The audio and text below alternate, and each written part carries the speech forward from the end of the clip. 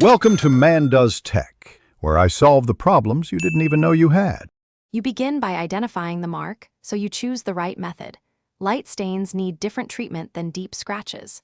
Once you see the grain direction, clean the area with detergent and 70% isopropyl to remove oils that hide damage. Make sure to dry completely and test a 1/2-inch patch with your cleaner or abrasive. This tiny experiment tells you how the steel reacts, so you avoid making the mark worse when you commit to the next step. You now attack the mark methodically. Start with 400 grit wet sandpaper and work only with the grain to remove visible damage. Once the blemish fades, progress to 800 then 1200 grit to refine the surface. Always keep the area wet to prevent heat and scratching.